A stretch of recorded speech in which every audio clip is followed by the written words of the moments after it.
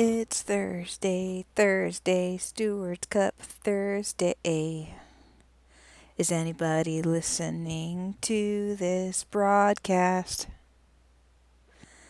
Partying, yeah, partying, yeah. I'm too sick to talk louder than I'm talking right now. Hi, everybody. Welcome to Steward's Cup Thursday, the second to last day of the year. And before I get into talking about the first race of the day, which is the Philly Turf Dash, the first of our 12 races today, I think, pretty sure, like 99% sure. I'm going to regale you with the story of the last 24 hours of my life.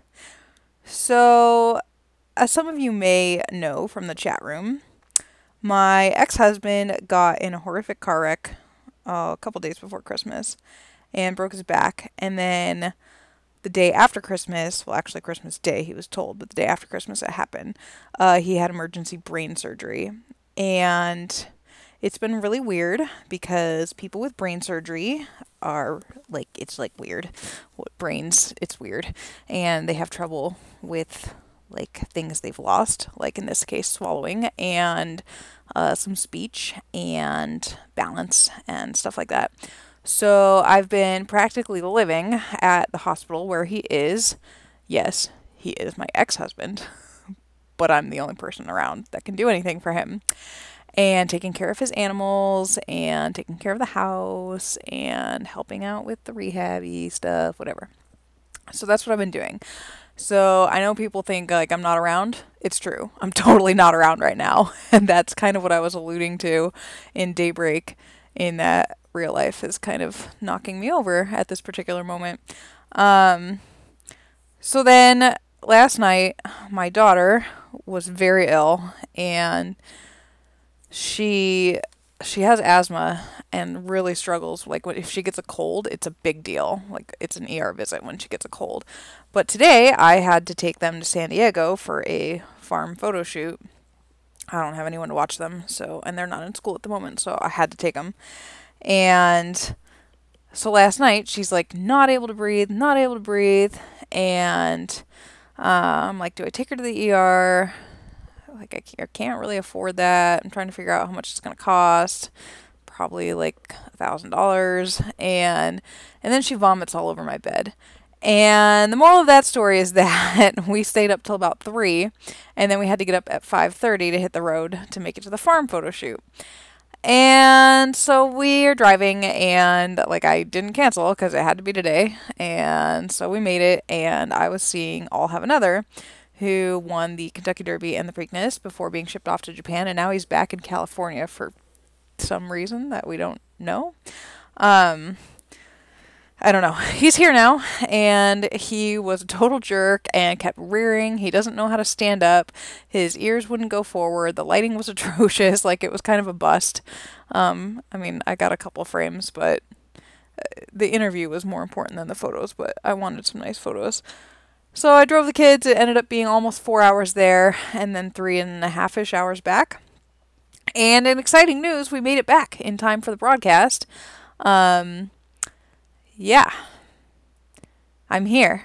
I'm ready. I'm sick. My kids are sick. We've been in a car for like 7.5, 8 hours today.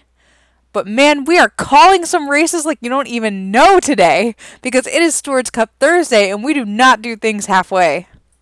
So, yeah, that's my story about that. It was a lot of whining, but it made me feel better now that it's out of my system.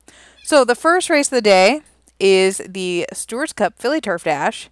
This is a field of 9 going 5.5 furlongs on the grass. It occurs to me I should maybe pull up the actual races so that I could, talk about them. And so number 1 on the rail is Flies and Hambletonians, a Manic Monday Z. I don't know what the name's from, but I like it. This filly is 2 for 7 lifetime with 3 second-place efforts, a daughter of See You Monday, as many of them are, coming off of a 4th-place effort against Colts in the favorite trick. Number 2 is Oh So Wonderful for John Nicholson. This is a homebred son of meditation, daughter of meditation, and this horse is 5 for 5 lifetime, actually. Excuse me. And yeah, impressive. Hasn't run in any graded stakes, but has done absolutely everything that has been asked of her. Number 3 is Black Cat Omen for Tom Lynn. You know what? The other day I was in here and I was giving Tom Lynn all this credit for like being such an amazing helper and you're the bestest and blah blah blah. Yeah, I was totally talking about Troy Gallant, not Tom Lynn. Maybe Tom's helpful too, but that's not who I meant in the moment. So Tom, my bad. That's awkward. You're probably like, I didn't know I was so helpful. Well, you are. You just didn't know. Awkward. This is a $2.5 million yearling purchase, probably. 5 for 6 lifetime. I love this filly. I bred her, so I can say that. She was unbeaten 5 in a row, and then she randomly ran 4th last out. She's better than that, in my humble opinion. Which Black Cat Omen will we see today? Number 4 is Miss Fresh Slate. Laura Smith owns this one, a 2-year-old daughter of Sonic out of Miss Golden State, and Miss Golden State was related to the horsey that won. Yes, is the dam of Kid Galahad, who won the very first Chimbo, 3 weeks back? Number 5 is Across Time, and this filly is still undefeated for Carl Smythe. 6 for 6, this daughter of Time Lord, coming off of a win in the Bullet Bus Stakes. Number 6 is Metallic. I love that name because I loved a real-life horse named Metallic, and then he broke. Nikki Everdeen Homebred, a daughter of Aero Velocity. Rating is hard. 2 for 5 lifetime, coming off of a 5th place effort in that Bullet Bus. So it seems like this crop is really up and down. They're either winning or they're running 5th and being obnoxious. Number 7 is See You Love, and this is a daughter of See You Monday out of It's All About You, who I believe won one of these things. Yeah, $1.9 million. For sure she won a Stewards Cup race. Do. I know she did. I'm probably wrong, apparently. I'm not wrong. You're 42. Okay, that's a long time ago. Ronnie D owns this one, 4 for 5 lifetime with 1 second place effort, and that was last out. Is that horse in here? I don't think the horse that won that's in here. Number 8 is Hard Dater for NPA Racing. This is a homebred white filly by All Too Hard. She is coming off of 2 straight wins in the Game Point Sired Stakes. I love that because that's why we made those races, is so that horses like All Too Hard could prove themselves as good sires. And here we have one in the Stewards Cup, 4 for 6 lifetime. Rounding out the field is number 9, Dark Desperate Hours. Laura Smith Homebred. I love that name because that's how I feel every day of my life. Coming off of a Grade 1 victory in the Diamonds and Pearls Stakes, 3 in a row for this filly by a Todd, who stands for $20,000. And that's your field. Please get your bets in for this and, pick 6, pick 4, daily double, whatever else we're running. Get them in. 1 minute to post.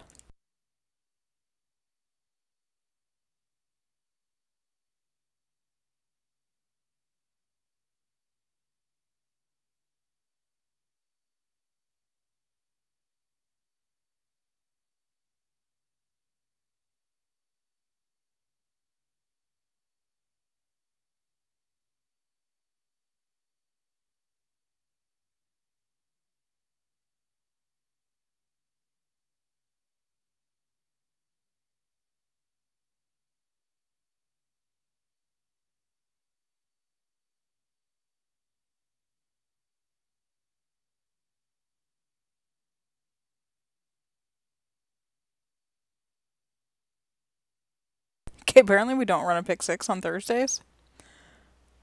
So that's awkward.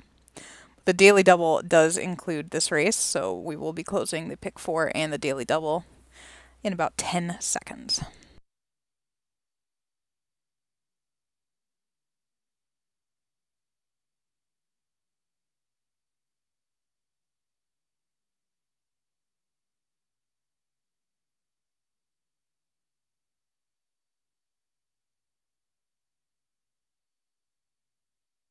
It is post time for the first race of the night, the Philly Turf Dash. Betting pool closes at $30,400. And we have a field of 9 set to go to kick off our Stewards Cup Thursday. They will be quick. These races are fast. They're in the gate. And they're off in the Philly Turf Dash, and it was a good break for all, save Hard Data, who was one step slow. Manic Monday Z bobbled after the start. Sea Love right out to the lead, and Sea Love going very quick out here. One So Wonderful, and then comes Black Cat Omen. Across Time and Dark Desperate Hours, Metallic, Hard Data, Manic Monday Z, and Miss Fresh Slate is at the back of the pack. So they are whipping into the turn, and it is See You Love who leads by a length over Black Cat Omen, neck in front of One So Wonderful. 2 lengths back to the undefeated Across Time, then comes Metallic alongside, and Dark Desperate Hours 3 wide, Manic Monday Z, Hard Data, and 3 back to Miss Fresh Slate. They're coming to the top of the lane, and See You Love has had it all her own way. She leads by a length, but now Across Time is up into second. Black Cat Omen third, she loses a spot, then comes One So Wonderful. Dark Desperate Hours is closing, and here comes Hard Data. Metallic is done. It is See You Love, and now tackled by Across Time. Dark Desperate Hours coming fast, then Black Cat Omen, Across Time, and See You Love, and Across Time is pulling away now. Across Time going to make it 7 in a row. She wins. See You Love second, Dark Desperate Hours up for third, Black Cat Omen, and One So Wonderful.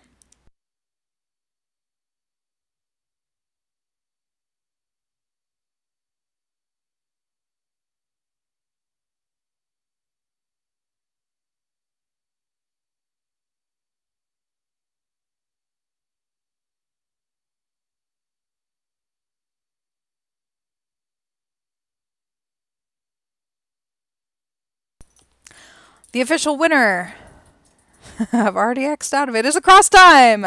She's a 2-year-old bay filly by Time Lord out of Cannot Be Apart by Together or Not at All. She is owned by Carl Smythe and was bred by the Steward. This is her 7th win in 7 starts.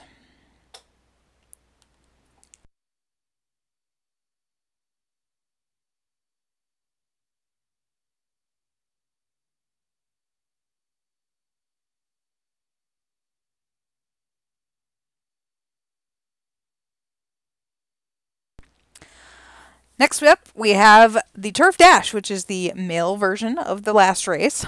We have a field of 11.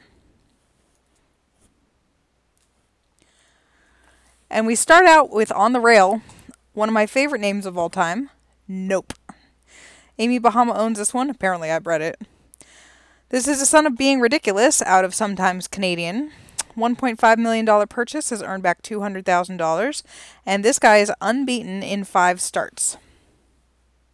And his name's Nope. I mean, come on. That's pretty great. Number 2 for Ronnie D is Somewhere to Be, a son of Mr. Gray. This guy cost $1 million, $1,008. Sorry. He won 3 in a row at the beginning of his career. And then he was second to Oppressive in the Stratocaster.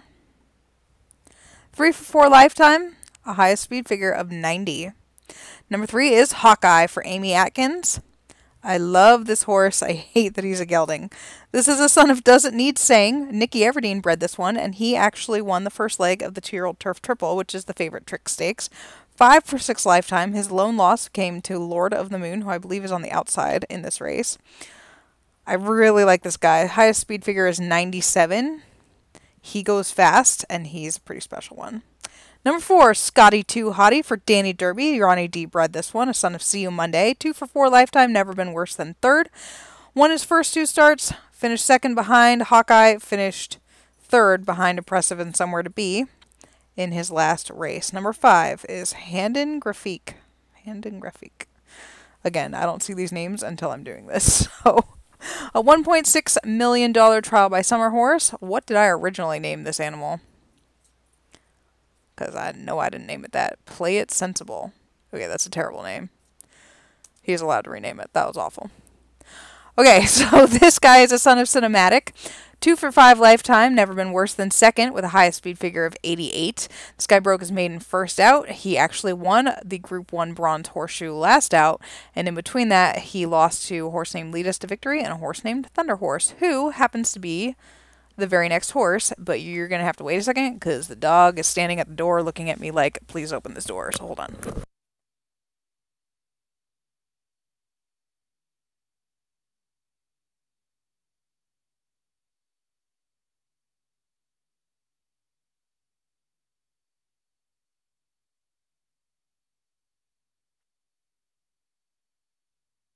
I knew I was forgetting something when I was whining because there was a point to all my whining and it wasn't to make anyone feel sorry for me. This was the point to my whining.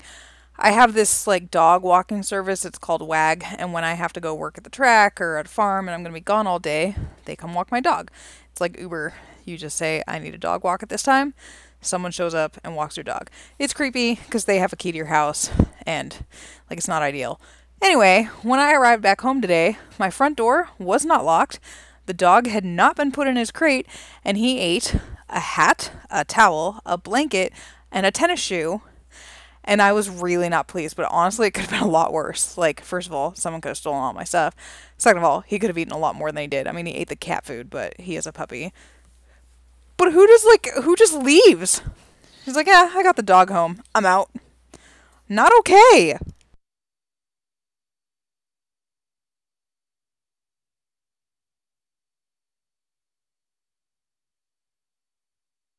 Anyway. Number 6 is Thunder Horse for Joseph DePaulo. This is a $900,000 purchase by Reckoner. 5 for 5 lifetime, never been defeated, is actually closing in on $1 million in earnings, and that's because this guy never even ran in a maiden race. He broke his maiden in the Australian Breeders' Plate, and since then he has won 3 Group 1 races, including the White Diamond and the Silver Slipper. It is very difficult to win the 3 races in a row that Thunder Horse won. It's also very difficult to ship from Australia back to the States on 13 days rest. Some horses are able to do it. I can't remember off the top of my head. Some names like Silent Jig, etc. are able to do it. Other horses are like, no, and they run like 15th. So Thunder Horse could go either way. Thunder Horse is named after a book that the kids have about a girl who adopts a baby Pegasus, and then he grows up and she has to let him go fly free, and it's so sad. Number 7 is Lead Us to Victory, who we were talking about a little bit ago. Pete Vela bred this one. It's a homebred, undefeated in 5 starts, a son of Arrow Velocity out of the Black Glove mare, coming off of a victory in the Grade 1 Lord Kanaloa. Before that, he'd won a Grade 2. That was in South Africa and then Japan. So, definitely one of the favorites in here. He has an extra week that some of the other overseas shippers didn't have. That's always a good thing. Number 8, Mr. Interpretation for Dee's Racing Stable. This is a son of Lord Black that Carl Smythe bred. 2 for 6 lifetime with 2 second place efforts. Coming off of a second place finish in a non-winners of 3. And his last victory was in the Adjust the Lens Stakes week 8. Number 9, I've been afraid of this name all day. Poke Buffalo, homebred, son of See You Monday. All he's done is broke his maiden, and that was last out. And his name is George Ridge. Like, should I know who this is? Should I Google this? Someone tell me what this should be. Is Poke in here? I'm not, like, smart about social thingies.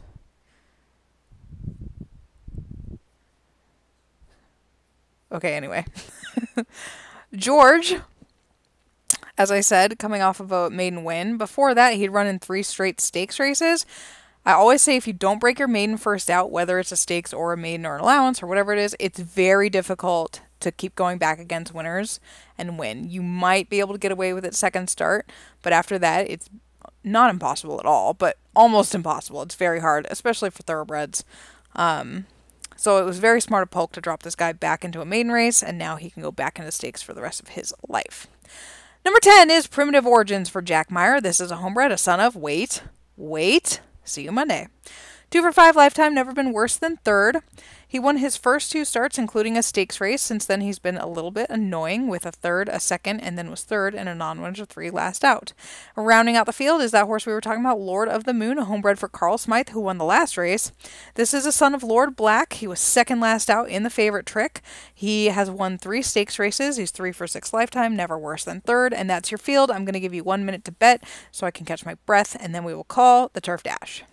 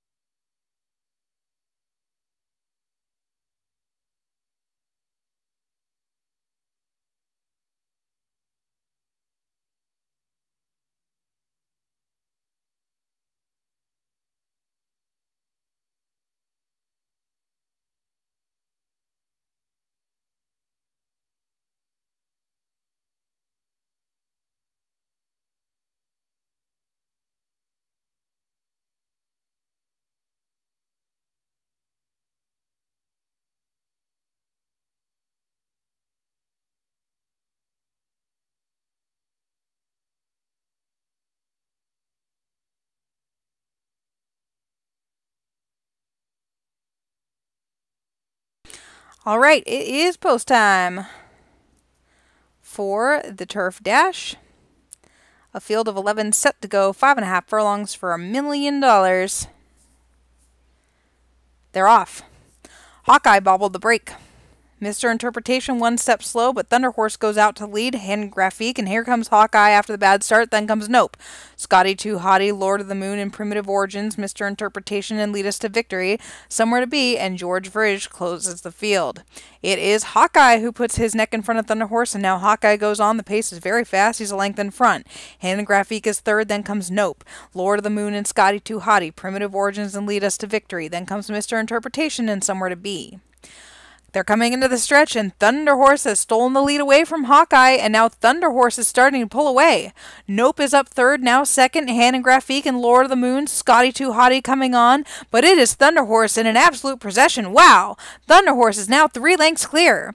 Nope up second, then Lord of the Moon from the back of the pack, but Thunder Horse was very impressive today for Joseph DiPaolo. Thunder Horse wins. Nope was second, Lord of the Moon third, then Scotty Too Hottie and Hand and Graphique. Hawkeye was sixth.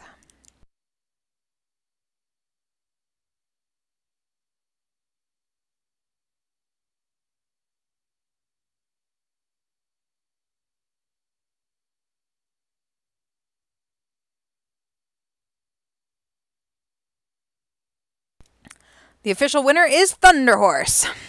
It just has to be said like that.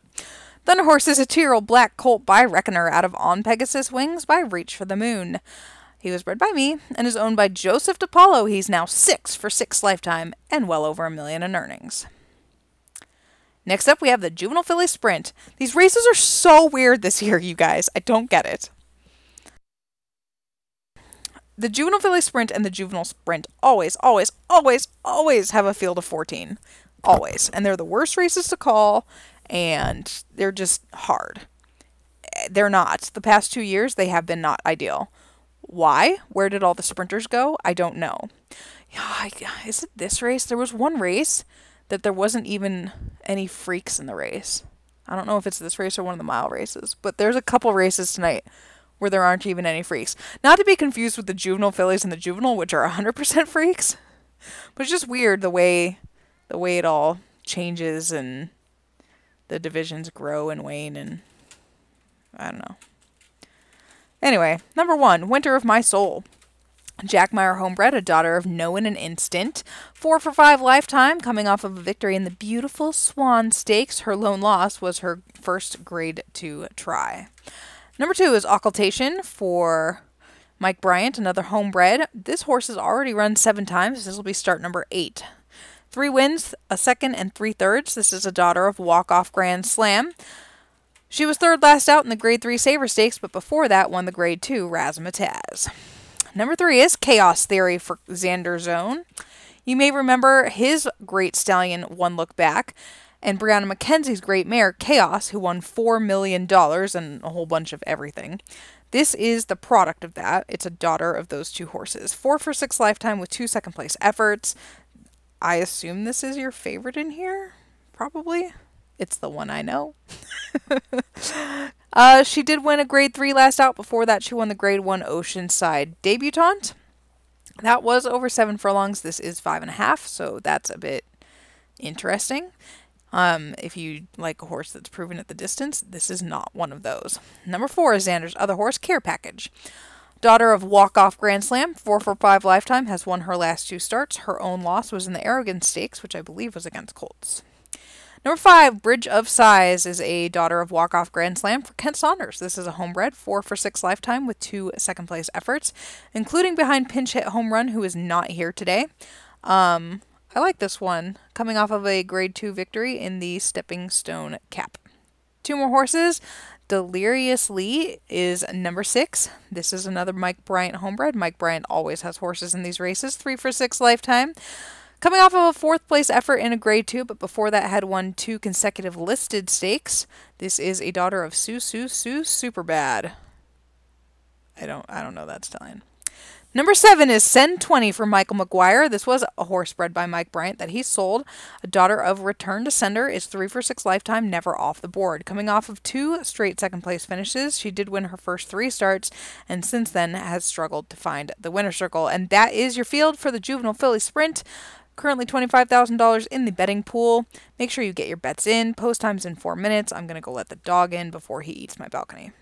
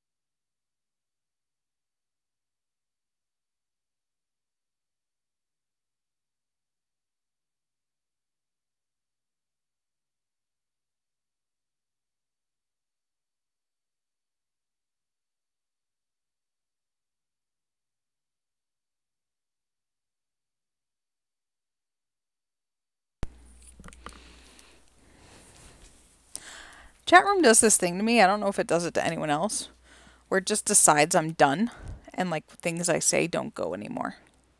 I don't know why. Then I have to reload it and I find it annoying. I told you guys I was going to complain a lot.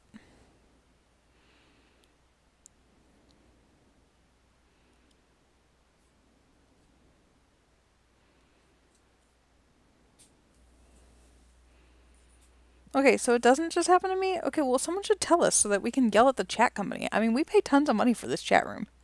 Not tons, but some. It's good to know I'm not alone. I'm basically a big fan of any time I'm not alone. 2 minutes to post.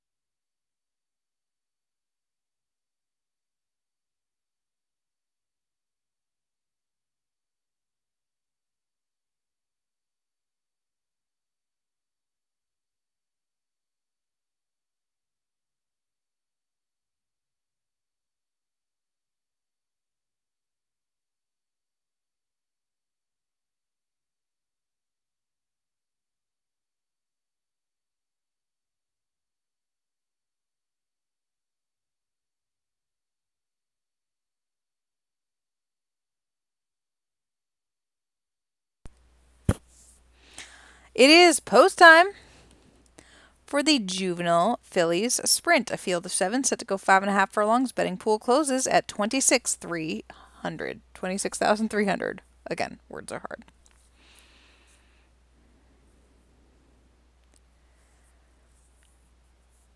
They're off in the Juvenile Fillies Sprint. Occultation stumbled at the start.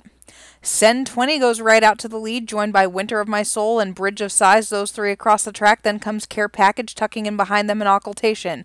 Chaos Theory is 6, and Deliriously is the trailer, but only a length separates the whole lot of them. It is Send 20 now moving ahead by 3/4, with Bridge of Sighs second and Winter of My Soul. Another half length or so to Care Package, and then comes Occultation. Chaos Theory would have 3 lengths to make up to win, then Deliriously at the back of the pack. It is Bridge of Sighs now who leads them into the lane. Bridge of Sighs puts away Send 20. Care Package coming up second. Here comes Chaos Theory and Occultation. Send 20 is dropping back, and they're at the 3/16th pole. It is Bridge of Sighs. Chaos Theory coming very fast. Care Package and Occultation, but Bridge of Sighs is well clear. Bridge of Sighs going to win this one by a length. Chaos Theory second, Care Package third, then Occultation and Send 20.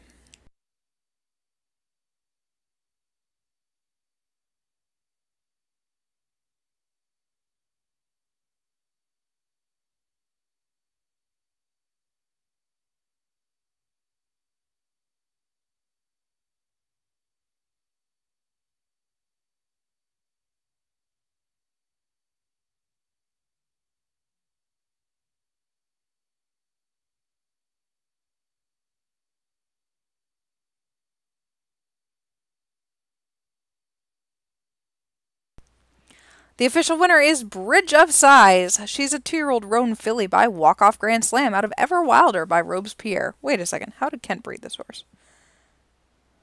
I owned this thing. It's a lie. I just bred her. I didn't own her. Okay, that would explain a lot.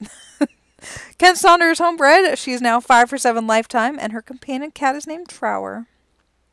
And she is a freak. So it's not this race I was talking about. Next up, we have 8 horses set to go, 5.5, and these are the boys. Let's get right to them.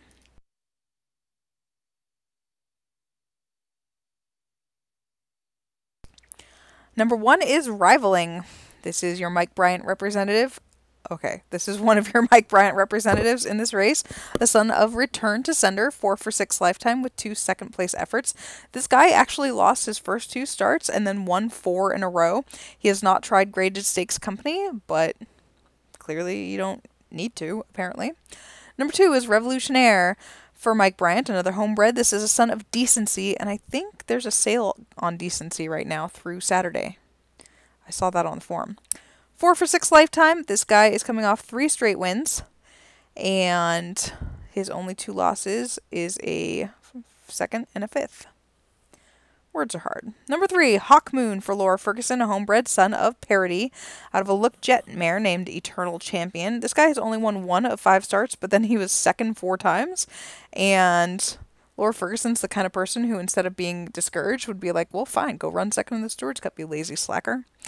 This guy has actually run a 92 speed figure, so he definitely fits with even the best of these. Number 4, Farewell by Fire, which is like a really gory name. I think I was watching like This Is Us or something when that happened. Donnie Hidalgo owns this $700,000 purchase, 4 for 6 lifetime. Coming off of a 4th place finish in the Road to Glory Stakes, behind a horse named Sireline, who is not here. Where is this animal? Did Brianna McKenzie forget to enter her horses? Is that what happened? Or, wait, why did I think Brianna owns this one? I lied. It's Epiphany. And that's because the horse won on Monday in a grade 2. So clearly I don't know what I'm talking about. That was a really good spot for her. This guy did win his first 3 starts in a row. 2 back, he won a grade 2 in Puerto Rico. So Farewell by Fire definitely fits. Number 5, He Sets Fires. This is a son of He Breathes Fire, unbeaten in 7 starts for Jennifer Klebsch. $1.2 million purchase. This guy's already earned almost $500,000. I think it's likely that he'll earn back his purchase price, especially if he wins here today. What can you say? This guy's unbeaten from 4 furlongs all the way to 7. So yeah, probably your favorite. By like duh. Number 6, Primo Gold is Jennifer Klepsch's 2nd horse in here. Son of Walk-Off Grand Slam, 3 for 4 lifetime. His lone loss was to his stablemate. He Sets Fires in the Oceanside Futurity. Here's what I love about this one. This horse has not run since week 12 when he lost the Oceanside Futurity. If he was coming in as a 2-year-old sprinter against these horses just without anything, I'd be like, good luck with that. But she worked him 3 furlongs like 12 days ago. I love that. That's training right there. Good training job. Excellent work. Okay, number 7 is Rachel Sadler's Enviable Dreamer. This is a son of If Looks Could out of a Happy Times Ahead mare. This is a homebred, and this guy has won 4 in a row. He broke his maiden third out, and since then added 3 listed stakes races. Highest speed figure is an 88, and never been worse than third. Rounding out the field is Doug Como's Cosmic Rain. This is a homebred son of Black Hennessy out of an After It Rains mare. This guy is coming off of a second place finish in the Icy Wind Stakes, and he did win his first 2 starts and added the Lokai Honesty Stakes week 8. He has not won since then. That's your field for the juvenile sprint. Do we really have 4 minutes to post? That's amazing. Wait for it. We do. Well, go bet on some horses then.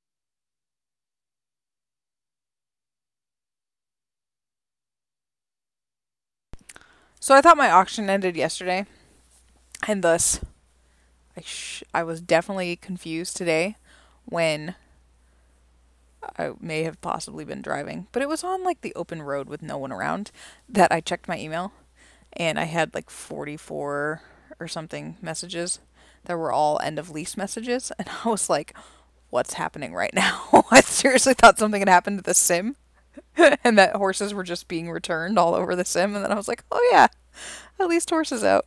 I guess everybody couldn't wait to, breed their mares that they borrowed from me.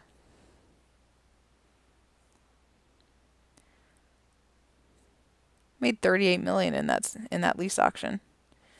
I don't even need to breed the horse myself. I'll just have you guys lease them out and do it yourselves.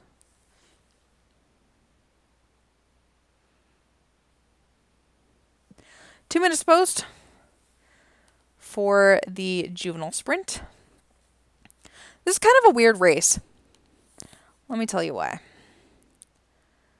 Because this race used to dilute the sprint championships, which are run tomorrow. But I actually find that this year and maybe last year, the sprint championships is diluting this race, which is okay with me. Like, I'm fine with that. That's why the sprint championships has a purse of 1.5 million, and it should probably be like 5 million because it's such a famous race in the sim. Danny Derby did tell me earlier this week, he said, I'm not thinking I'm going to win a single Stewards Cup race, but I will win the 2-year-old sprint championship, and he has the unbeaten Just Courage in that race. I'm a big fan of people who think that they're definitely going to win losing because I'm in a mood. So, can anyone beat him? Louise Bayou's filly Momentary Madness is 5 for 6 in that race. And Laura Ferguson on the outside has the Big Party, unbeaten in 6 starts. Would be cool. I'm just saying.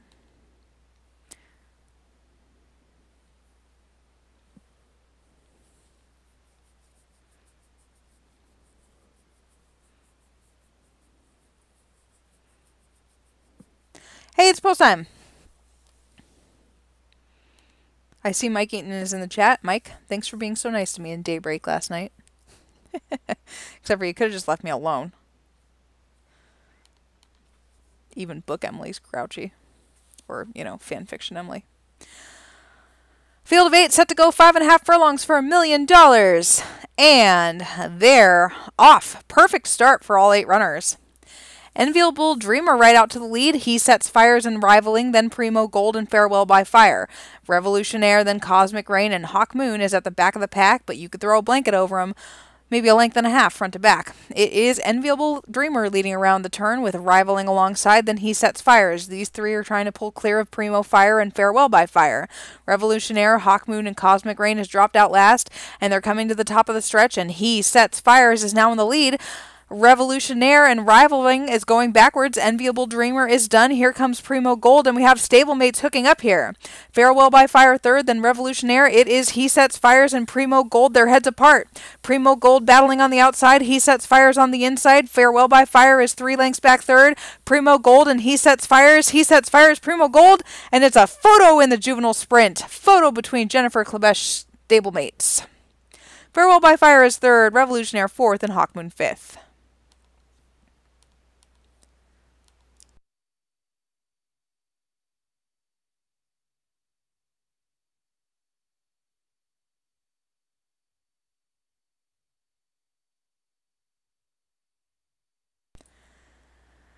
The official winner, by a short head, Primo Gold. He's a 2-year-old chestnut colt by walk-off Grand Slam out of Gold Swept by Perspectives. This is his 4th win in 5 starts, and he is a homebred for Jennifer, who is in the chat. Everyone say congrats, Jennifer. Good job, Jennifer.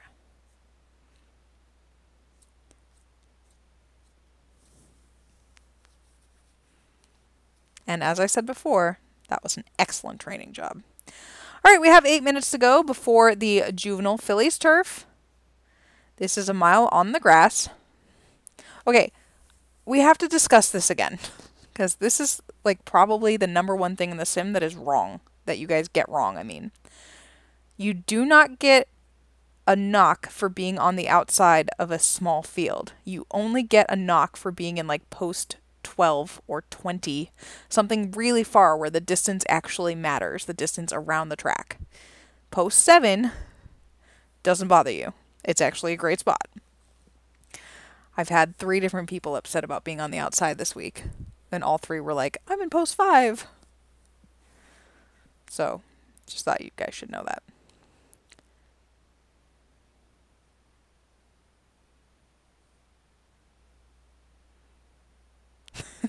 Love you, Rose. You weren't the first, you're just the last.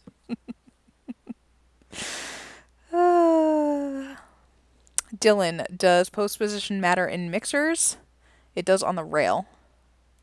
But if they're going straight, it doesn't on the outside.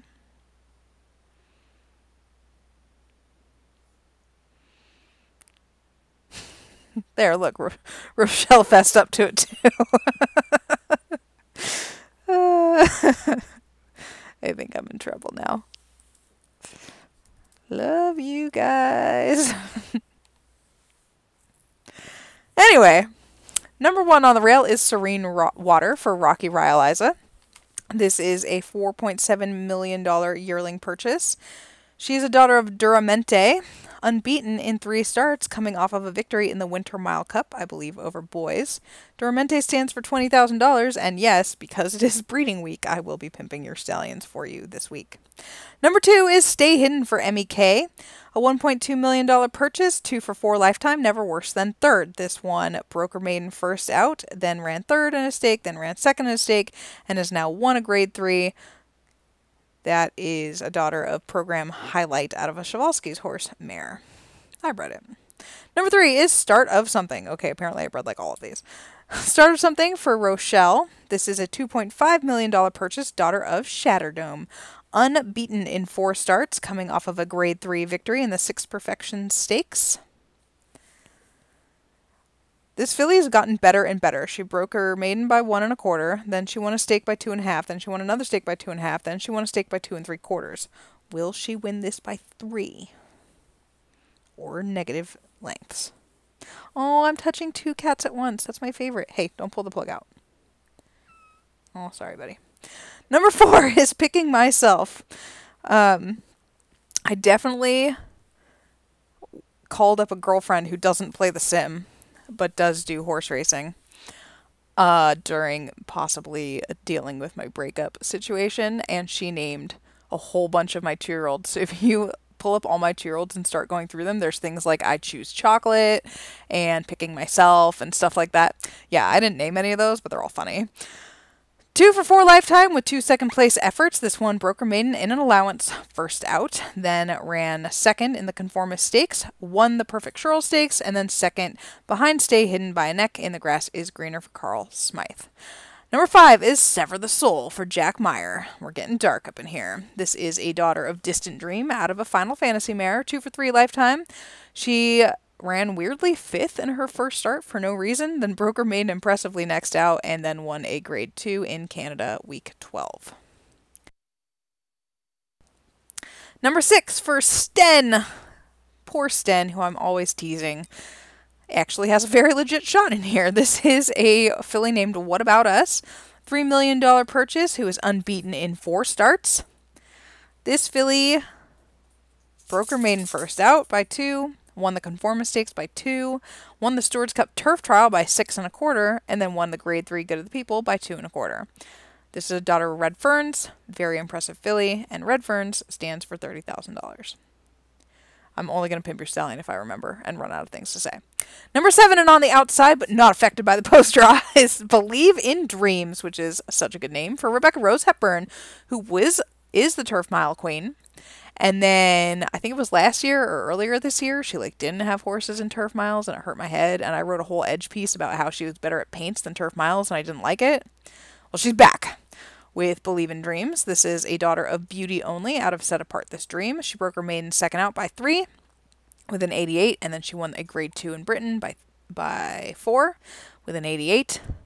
And this is a daughter of Beauty Only who stands for $25,000. And that's your field. For the Juvenile Fillies Turf, 3 minutes to post. Get your bets in.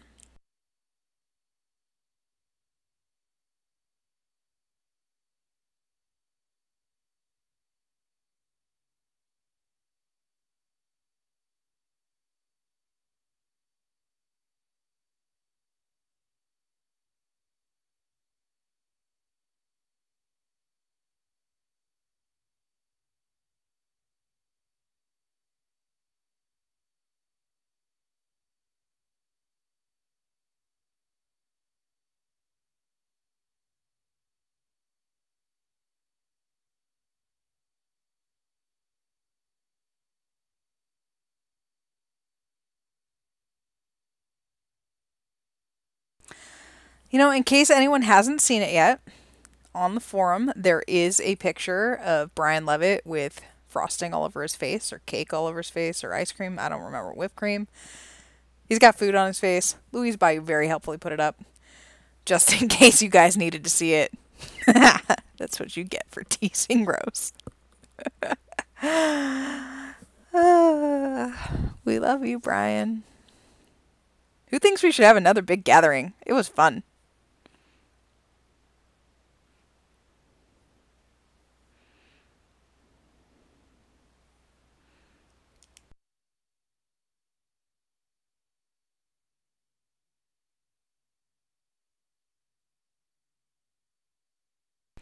John Exted is in the house. John, I hope you enjoyed your part in Daybreak. I saw that he wrote a very John Exted type post on the forum today, but I have not gotten a chance to read it.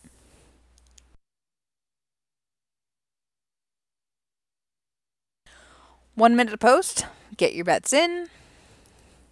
Betting pool is currently only $10,000. Week.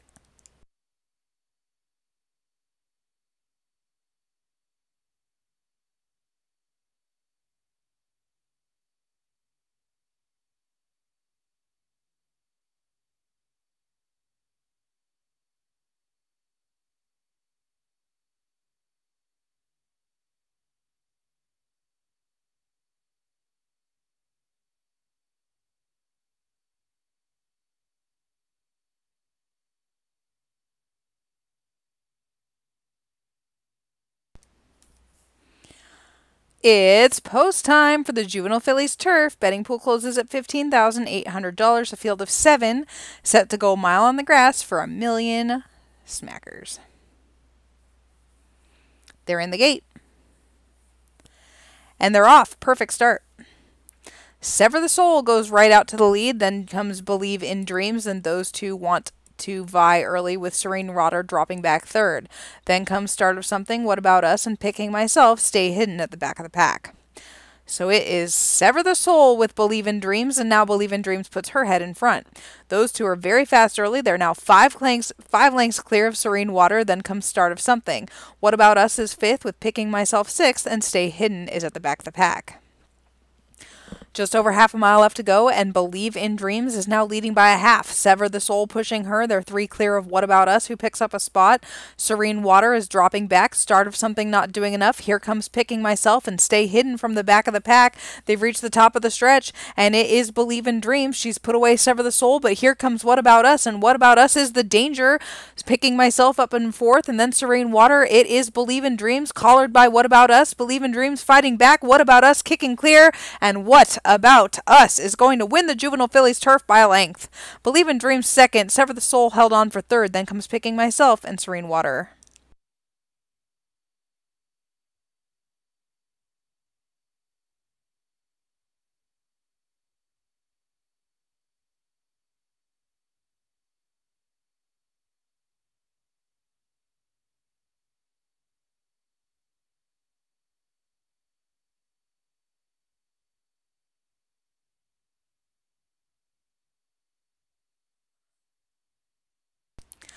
The official winner is What About Us, which I think is a Pink song.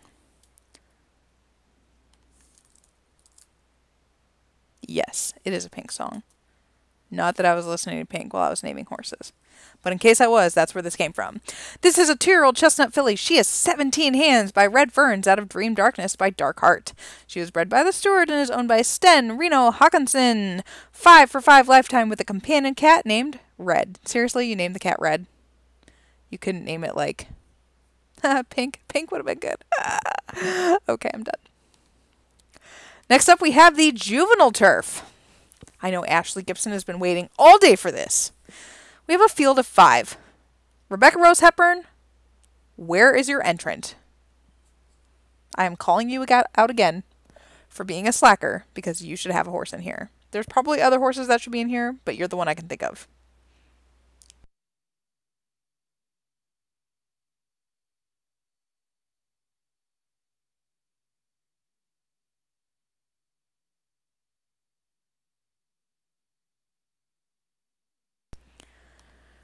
Okay, delving into this race with 7 minutes to post. Number 1 is Backdrop of Color.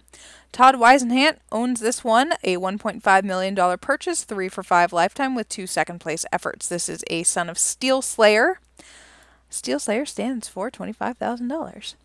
Out of Aurelian Mare. Second last out in the committed size, and that was week 15. So this one is running back on only 6 days rest. Interesting. I did not know that.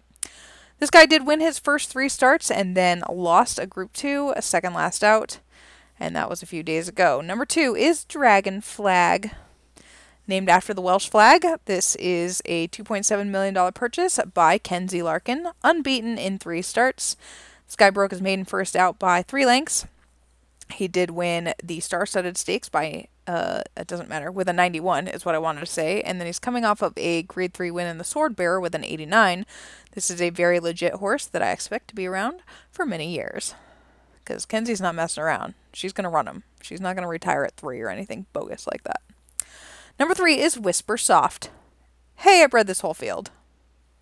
Okay, that's how you know y'all are slacking. Gary Pratt owns Whisper Soft, who cost $1 million as a yearling. Unbeaten in 3 starts, this is a son of Mickey out of a Franklin Mint Mare. This guy broke his maiden first out with an 87. He won a stakes race in Texas with an 87. He won a Grade 3 in Florida with an 85. And I like him. And Gary's a good guy. Good luck, Gary. Okay, number 4 is the horse that Ashley's been waiting for all day, and that is Freedom to Dream.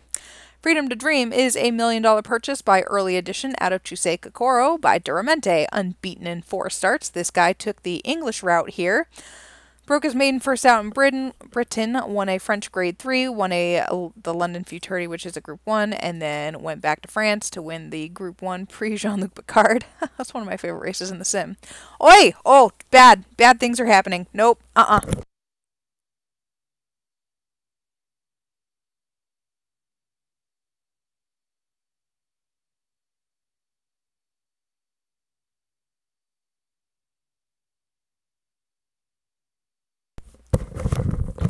Okay, I cannot even tell you how much teamwork just went into what happened. The two boy cats climbed up on my dresser and in tandem figured out how to knock off my cell phone charging wire onto the ground, which then Marvel picked up and started chewing on. They're like helping each other.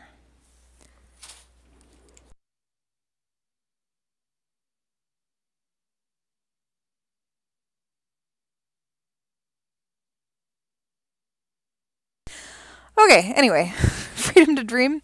Oh, we already did that one because I was laughing about the pre-Jean-Luc Picard. Okay, rounding out the field is number 5, You Are Free, named after a Jimmy Eat World song. Michelle Calderoni paid $1.1 million for this one. This is A Son of Rillian out of A Keys to the City Mare. Unbeaten in 3 starts, coming off a victory in the Benjamin Franklin Stakes. That is your field for the juvenile turf. In case you guys are wondering, Robin Hood is over. In case you guys are wondering, we're still watching Robin Hood every day.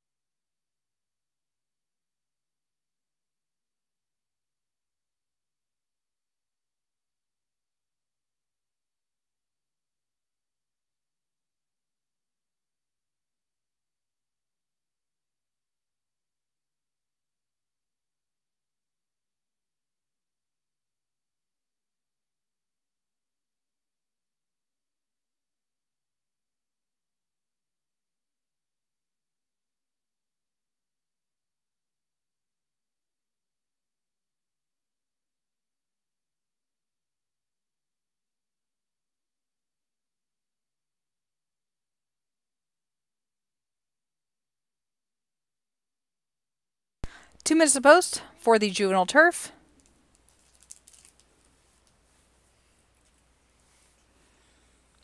Only a field of 5. Wah, wah.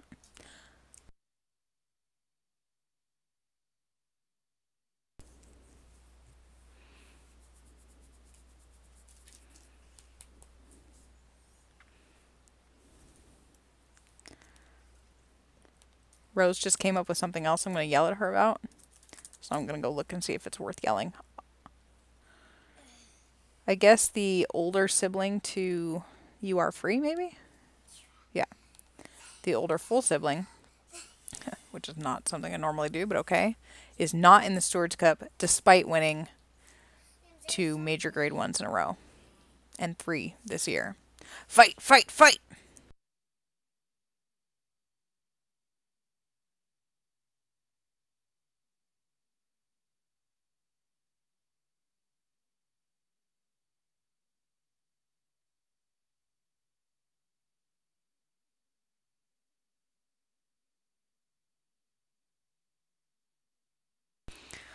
There's a quote that my friends have hanging on the wall of their house that says, "If you think our hands are full, you should see our hearts," which is like the cheesiest line ever.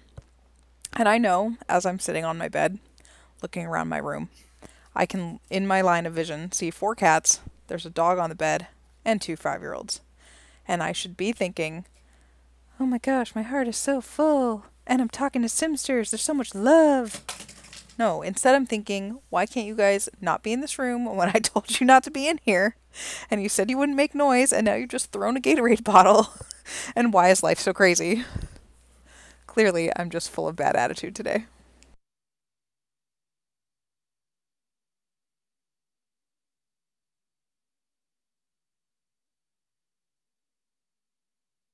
It is post time for the juvenile turf. The betting pool is going to close at $13,700. Let's try and get over $100,000 for the juvenile fillies and the juvenile, though, because those races are great. I'm not saying these aren't. I'm just saying more people towards the end of the program. You know what I mean. Field of 5 set to go. Mile on the grass for $1 million. They're in the gate, and they're off. Whisper Soft right down to his knees at the break. Whisper Soft, very bad start. You Are Free goes out to lead, Freedom to Dream, then Dragon Flag, Whisper Soft after the bad break is rushed up, and then comes Backdrop of Color to round out the field. They're already stringing out 6 lengths front to back as they go towards the backstretch. It is You Are Free, and he leads by 2.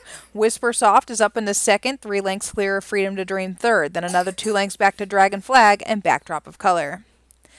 So it is You Are Free winging out here over Whisper Soft and Freedom to Dream. Then comes Dragon Flag, and they haven't changed position at all as they go around the turn with 3 furlongs left to run. It is You Are Free with Whisper Soft. Freedom to Dream getting closer to that one. Freedom to Dream now puts his nose in front second. Dragon Flag is back fourth, then Backdrop of Color, and they're coming down the stretch. You Are Free still leading. Freedom to Dream trying to run him down. Whisper Soft is third, then Dragon Flag. You Are Free has had it all his own way. Here comes Freedom to Dream. Freedom to Dream absolutely rolling. You Are Free fights on, and it's going to be You Are Free by a neck. He holds off Freedom to Dream with Whisper Soft 2 lengths back third, then Dragon Flag.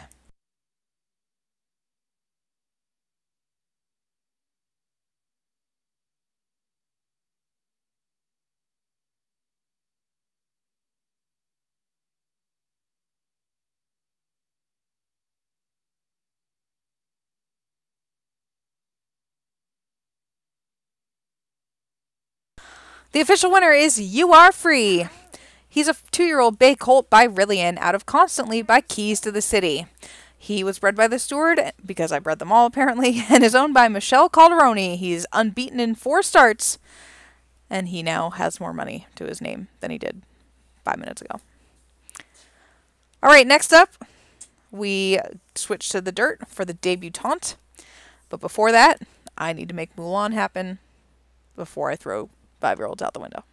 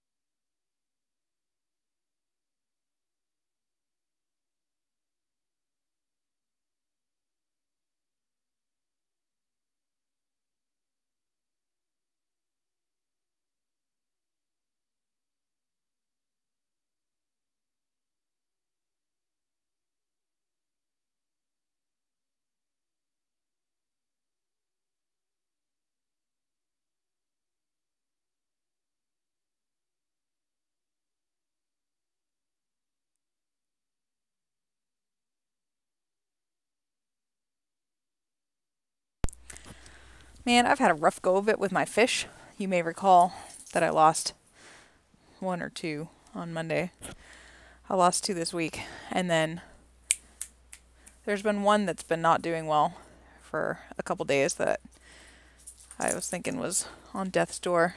And when I got home today, the power had been out. And so the tank had been off. Like the filter wasn't on and the heater wasn't on. And that was awesome. So I had one that was dead. And I was sad. And I just assumed it was the one that wasn't doing well. And then I spent the evening like, where the heck is my favorite fish? My new favorite fish, since my other favorite fish was dead. And nope, I had him wrong. The one that wasn't doing well, swimming around. The one that died, my favorite. Ugh. Anyway.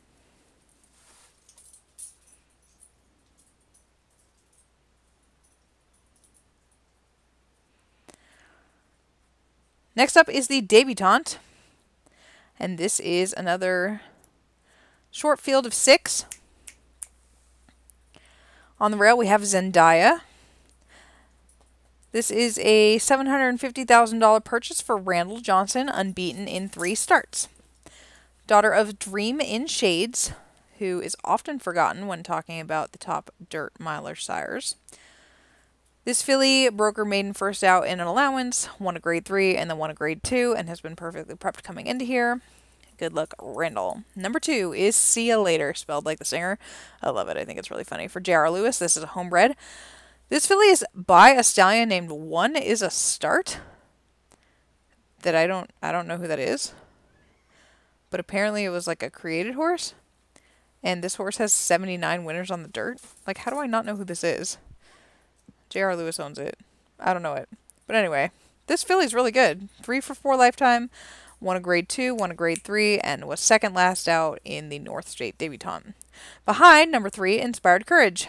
Matt Feldman owns this one, a $1.6 million purchase.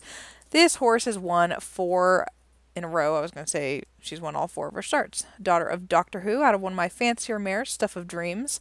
Filly broke her maiden first out, won the Tiara Stakes with an 87, won a grade 3 with an 84, won a grade 2 with an 88. Inspired Courage is probably your favorite in here because, you know, she's fancy and stuff. Number 4 is the awesomely named Cheeky for Carol Hansen.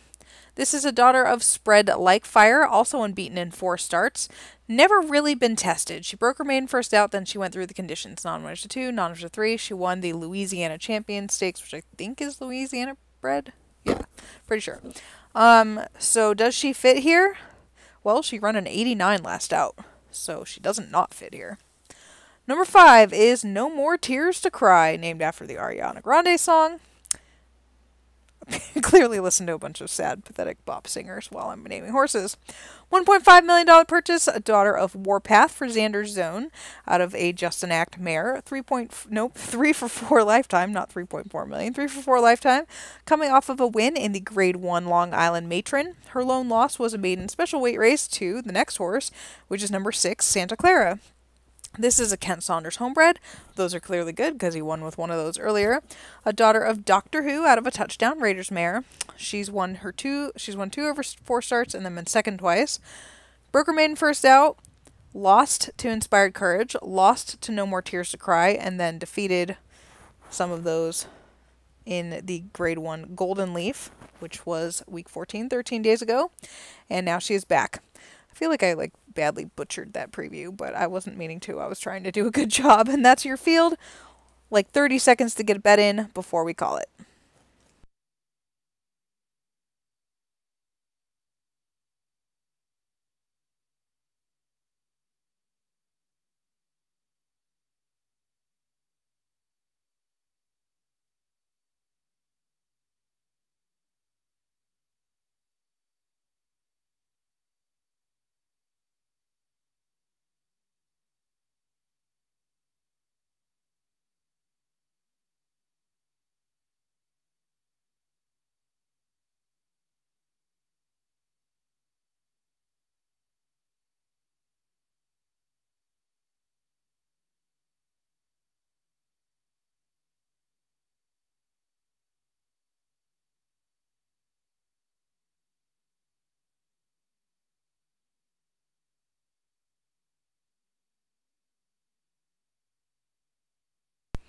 It is post time for the debutante. Betting pool of $9,400, a field of 6 set to go, 1 mile on the dirt. Get away from the cat food, you puppy animal. They're off in the debutante. See you later, stumbled at the start. It is Cheeky who goes out to the lead, joined by Zendaya, and those two kick clear immediately, wanting to go very fast early. Inspired Courage settles back third. Then comes No More Tears to Cry and See You Later. Those three across the track with Santa Clara dropping back last. It is Cheeky, and she kicks clear of Zendaya. Cheeky absolutely winging out here. She opens up by 2 lengths over Zendaya, who's second. Inspired Courage another length back third. Then comes No More Tears to Cry, another length to See You Later, and Santa Clara would have 7 lengths to make up. Cheeky spits the bit. Wow, Cheeky is backing up fast. She absolutely cannot go any further. And here comes Zendaya swooping up to take over. Inspired Courage and Harriet second. Then comes No More Tears to Cry. The backing up Cheeky and See You Later.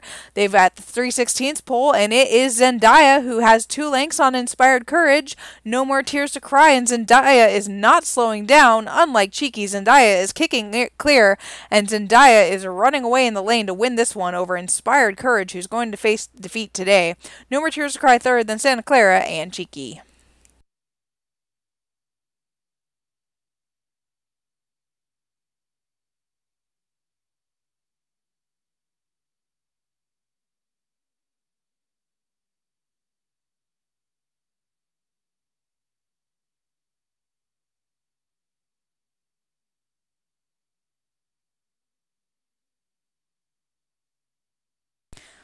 The official winner is Zendaya. She's a 2-year-old black filly by Dreamin' Shades out of Carry Me Home by Touchdown Raiders. She is owned by Randall Johnson, and this is her 4th win in 4 starts. Good job, Randall. Oh, this is Randall's first Stewards Cup win. Congratulations, Randall. You get a song about this being your first Stewards Cup win. You joined the game in 2011 and you finally won one. You probably don't want to punch anyone now because you're happy. I meant horse-wise, not people. Maybe people too. All right, we're done with that. Next up is the Futurity. This is a field of 7. Going a mile on the dirt for $1 million. Blah, blah, blah. Give me like 30 seconds.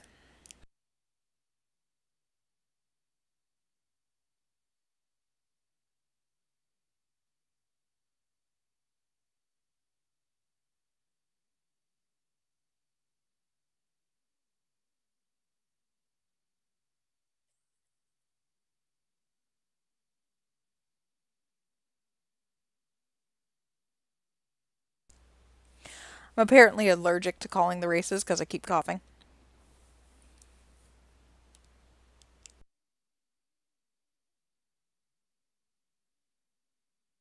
Hence why I'm continuously muting the mic so I don't go into your, ears. Okay, number 1 is Gates of Hades. Jack Meyer homebred, a son of Doctor Who out of a big bucks mare. This guy did not break his maiden first out, but he did the second one, and then he won the Bound by Oath Stakes. That was in Venezuela last out, and that was week 13. Number 2 is Lost to the Dark. This is a $2.7 million yearling purchase. Xander Zone owns this one. He's unbeaten in 3 starts. This is a son of Dortmund out of the Just an Act mare, Tabitha. He did win the Grade 1 Long Island Futurity last out, and that was week 13. Coming in here pretty perfectly. Number 3 is Zulu Prince. Laura Ferguson homebred, a son of Selatai out of a King of Kindness mare.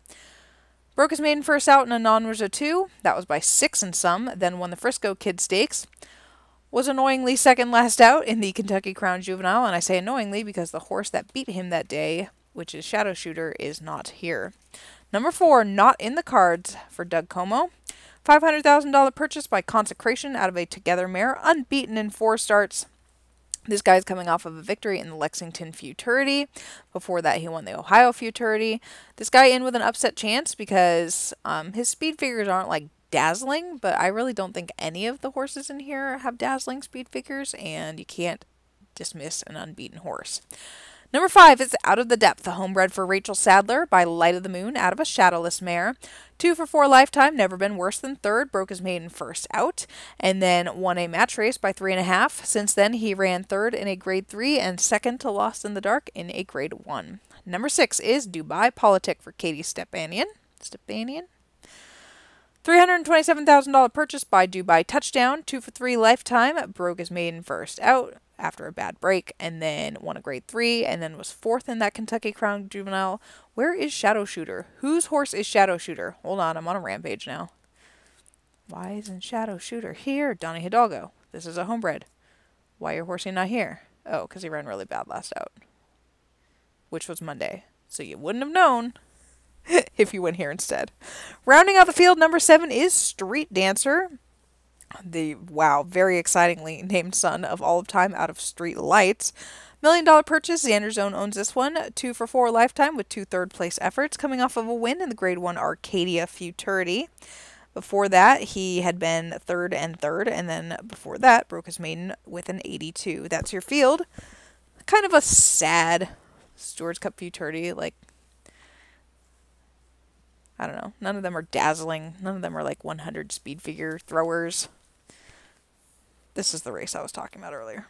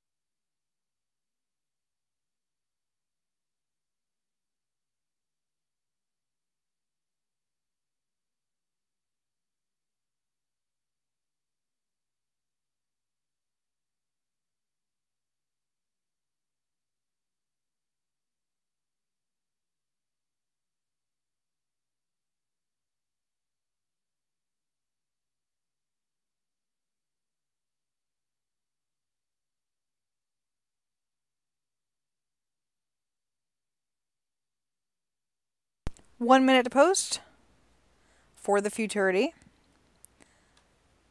The betting pool is currently like super sad. $7,000. Can we at least get that to 15? Come on, guys.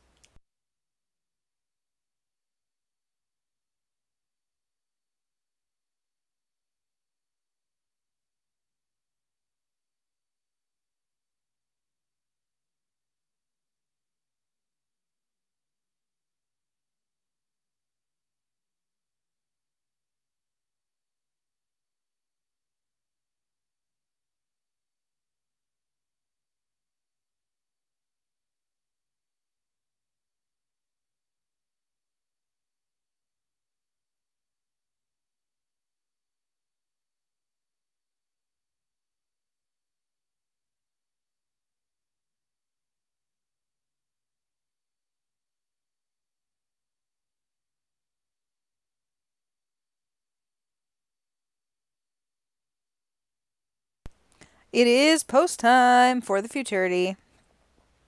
You guys got it to 9,000. It's pretty pathetic, but it's better than none. Field of 7 set to go. Who will we crown a new champion? They're off. Slow start for Not in the Cards. Zulu Prince was a step slow as well, and Street Dancer stumbled. So bad break all around. Lost to the Dark, now Dubai Politic, and Not in the Cards. Then comes Zulu Prince and Out of the Depth, Gates of Hades, and Street Dancer is the early trailer. Not too many of them keen to go to the front. It is the Lost to the Dark, kind of by default. Then comes Not in the Cards. Do by Politic and Zulu Prince, then Out of the Depth, Gates of Hades, and Street Dancer is your early trailer. So it is Lost to the Dark, leading them by a length. Lost to the Dark, not pressured, not in the cards second. Then comes Do by Politic. Zulu Prince sits fourth, no change in order. Gates of Hades, Street Dancer, and Out of the Depth. They're coming to the top of the lane, and Lost to the Dark is your leader by a length. Now two, not in the cards, can't go with him. Do by Politic, Zulu Prince. Here comes Gates of Hades from the back of the pack, and Gates of Hades is doing the best of all.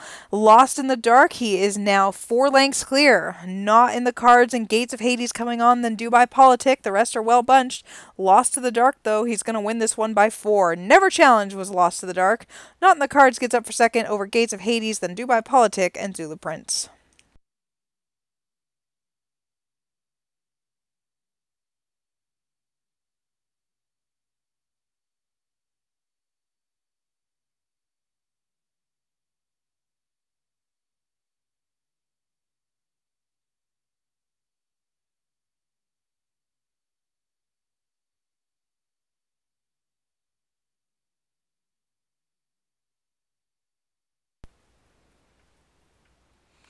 The official winner is Lost to the Dark.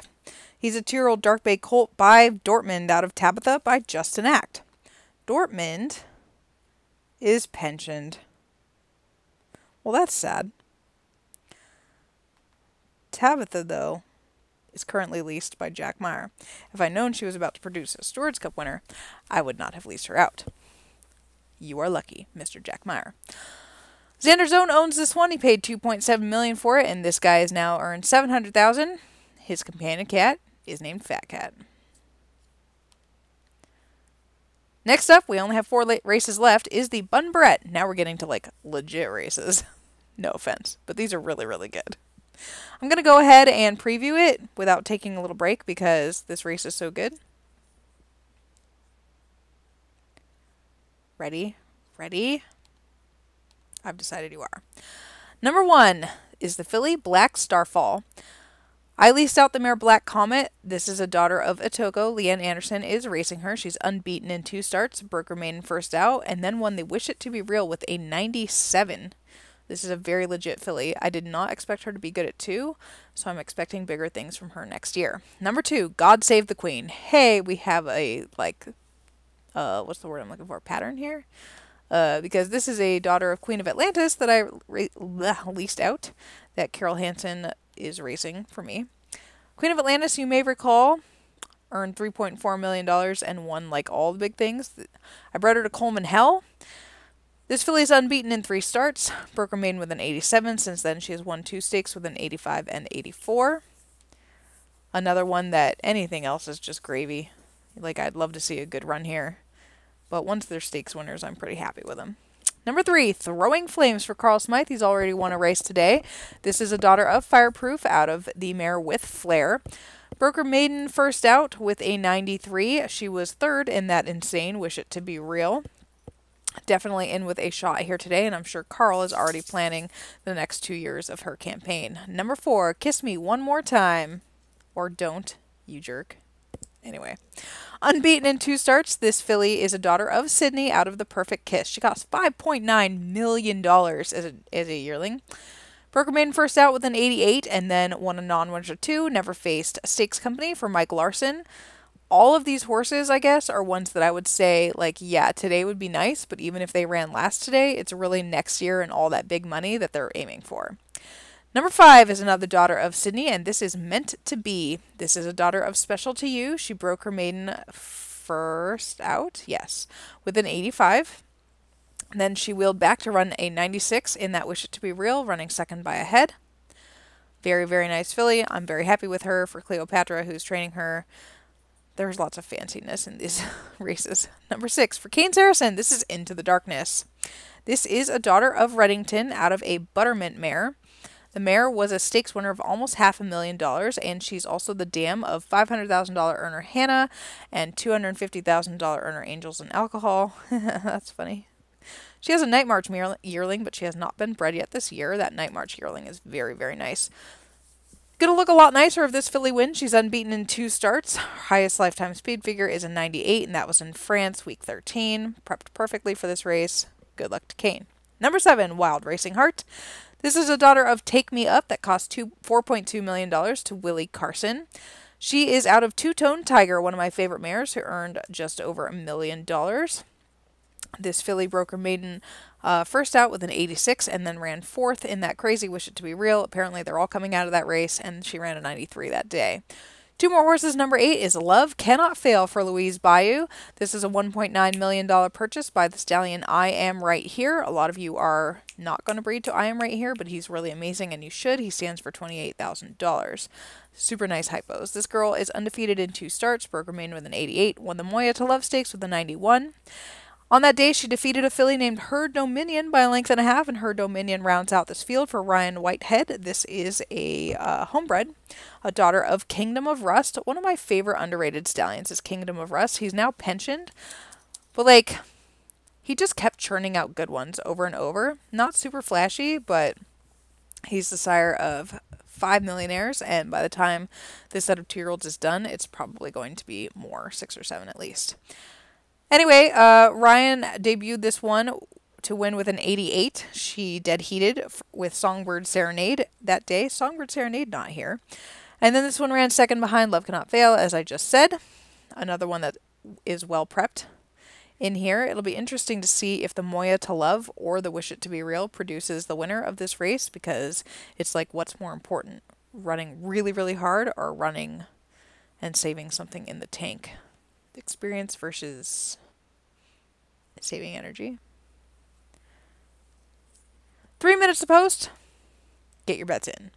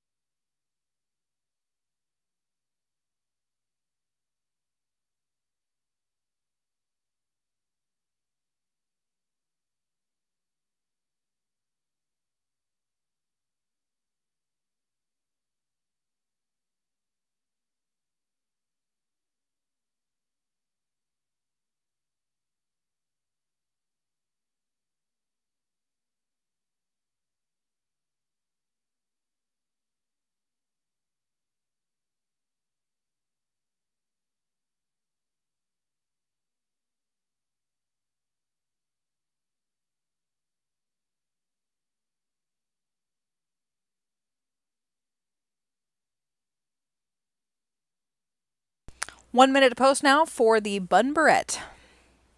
Betting pool is going to be quite good, but this is a really good field.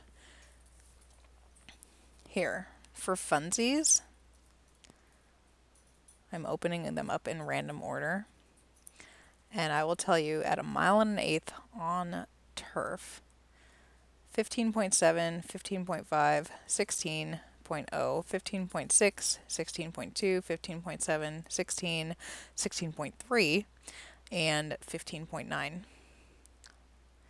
That's an evenly matched group. Just keep in mind, like, a bad start can knock you down 0.2, a good jockey can move you up 0.2, weather conditions moves you up or down 0.2, and then of course there's a random factor in there. So I'm just saying I'd like to own any of them. Hey, it's post time. Betting pool is going to close at $80,900. Wow, good job, kids. Field of 9 set to go 1 1/8 on the grass. That was my sweatshirt choking me. They're in the gate. And they're off. Slow start for Her Dominion. Black Starfall was a step slow as well. Throwing Flames goes out to lead and Kiss Me One More Time. Then Wild Racing Heart. Black Starfall is rushed up. Then Love Cannot Fail. Her Dominion meant to be an Into the Darkness. Then comes God Save the Queen, the early trailer. It is Black Starfall who takes them under the wire and around the first turn. Throwing Flames right there second, and Kiss Me One More Time 3 wide. Wild Racing Heart very wide early, then Love Cannot Fail. Her Dominion tucks back in sixth, 3 lengths back to Meant to Be, then comes Into the Darkness and God Save the Queen. We have a solid pace out here set by Black Starfall. She's a length clear of Kiss Me One More Time, who picks up a spot over Throwing Flames. Wild Racing Heart still wide, and Her Dominion tucked in 5th. Then comes Love Cannot Fail. 6 lengths back to Meant to Be, then Into the Darkness, and God Save the Queen would have 10 to make up. So it is Black Starfall, but she's starting to tire after the fast pace, and here comes Love Cannot Fail. Love Cannot Fail with a very early move, swoops up and takes over the lead. Wild Racing Heart finally gets up to be second, then comes Her Dominion from the back of the pack. Meant to Be making a move, Kiss Me One More Time can do no more, and Throwing Flames is done, then Into the Darkness. They're into the stretch, and Love Cannot Fail with that early move is now a length clear. Wild Racing Heart tiring, Her Dominion's the one coming on. Black Starfall, well done, Meant to Be closing, and Into the Darkness. But it is Love Cannot Fail who made a tactical move at the half-mile pole, and Love Cannot Fail is going to win by a length. Her Dominion's going to be second, then Wild Racing Heart third. Meant to Be was fourth, 3 lengths back to Into the Darkness.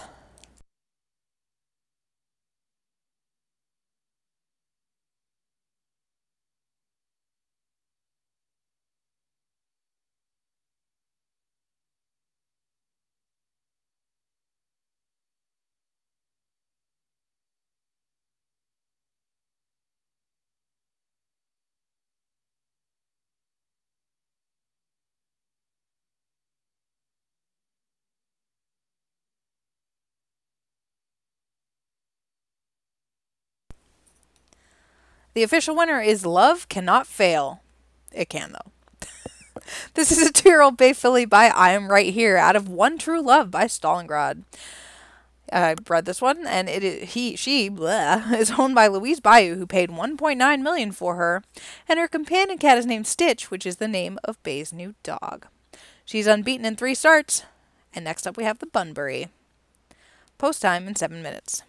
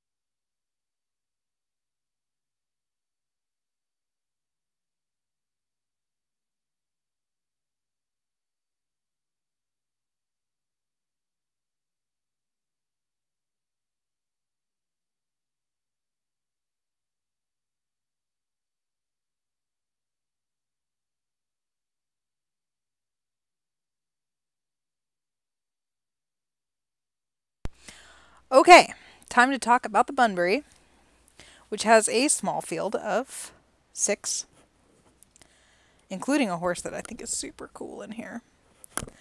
Number 1 is Brilliance for Kane Saracen. This is a $4.8 million purchase by Sydney. Unbeaten in 2 starts, broke his maiden actually at... Oh no, I lied. For some reason the Rillian Stakes is long. Who's in charge of these stakes names? Anyway, broke his maiden in a stake first out. Actually waited to week 12 to debut when he could have been on a second start by then. It was the right move. He won by 3 lengths with a 94, and then came back week 14 to win the Deadly Stakes, also with a 94. Number 2 is Greatest Showman for Louise Bayou. This is a son of Reddington out of an Anywhere But Here mare. Broke his maiden first out with an 86. Then he lost by a neck to Obsidian Fury, defeating Silver Tabby Cat. Both of those horses are in here in his second start. I know I say this every year, but this whole list of horses are the ones that we will be hearing about for the next like 4 years. So you might as well get used to them. They will be in the Pegasus. They will be in the desert races. They will be in the turf. They will be in the Arc.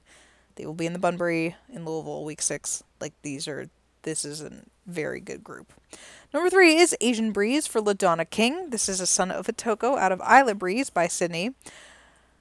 Didn't break his maiden until his second start, and that was in the Bahamas. He did win by that. He did win that by length with an 85.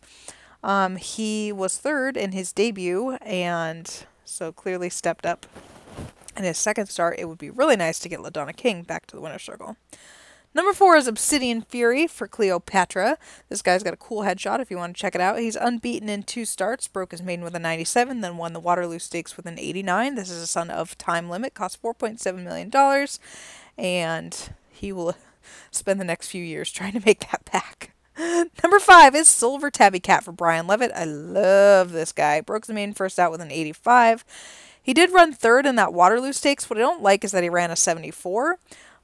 This is a son of Silverband out of a Liam mare, so definitely going to want at least 1.25 miles, maybe just 1.25 miles. Brian Levitt bred this one, and oh my gosh, I just deleted the page. And the dam, Temple of the Cat, is out of Brian's great mare, 9 Cat, who earned $1.2 million and was like super the bomb. Rounding out the field, number 6 is Unusual Sugar. Vincent Barrett bred this one, and then before he was unceremoniously tossed out of the game, this is the full sibling to Deputy Governor. Glenn Larson owns him now. This guy has won both of his first 2 starts, and Glenn brought him along slow. Like, he broke his maiden nicely with an 87. Instead of dumping him into Stakes Company, he won a non-winners of 2 with an 84, and now he's here. This is another one that we're going to be hearing from for a long time.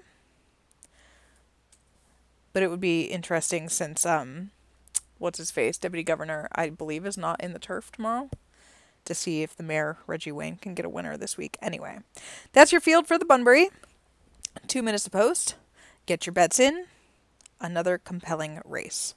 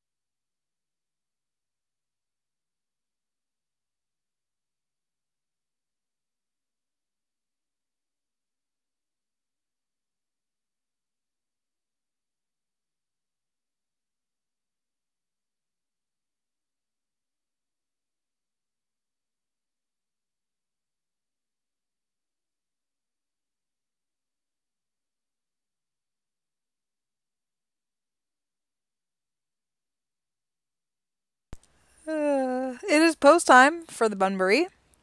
Third to last race of the day. Betting pools at $50,400. A compact but amazing field of 6 runners. I like them all. They're in the gate, and they're off. Brilliance from the rail broke poorly. Unusual Sugar from the outside is rushed up, Obsidian Fury, and then Brilliance, Greatest Showman, and Silver Tabby Cat. Asian Breeze brings up the rear as they pass the mile marker and go into the clubhouse turn. It is Brilliance now who goes off to lead them by a length and some, then comes Unusual Sugar. Obsidian Fury sits back third, then Greatest Showman, Silver Tabby Cat, and 3 lengths back to Asian Breeze. So it is Brilliance showing the way by 2 lengths. Unusual Sugar tracks second, 3 lengths in front of Obsidian Fury third.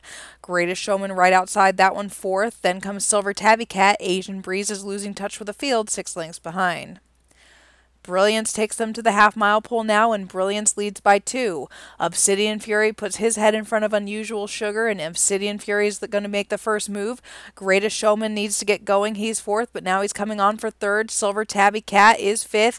Then comes Asian Breeze, and it is Obsidian Fury who comes up to collar Brilliance. Greatest Showman coming on. Silver Tabby Cat, Unusual Sugar not today, then Asian Breeze. It is Brilliance battling back, though. Obsidian Fury and Brilliance, and they're kicking clear of the field. Greatest Showman third, then Silver Tabby Cat. It is Brilliance on the rail. Obsidian Fury on the outside. These two to the wire, noses apart. Brilliance showing his heart. Obsidian Fury determined, and it's gonna be a photo. Greatest Showman was 4 lengths back third. Then comes Silver Tabby Cat and Unusual Sugar.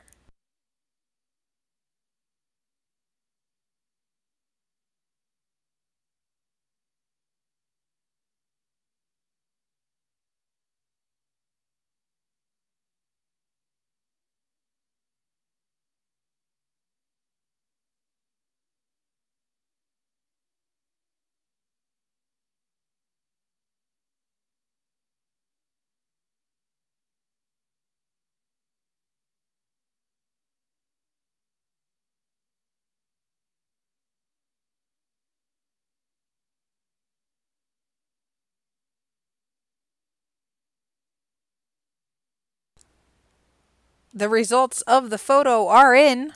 Maybe. Why is the window gone? There it is. The official winner by a nose, Obsidian Fury. He's a 2-year-old black colt by time limit out of With Care by Sydney.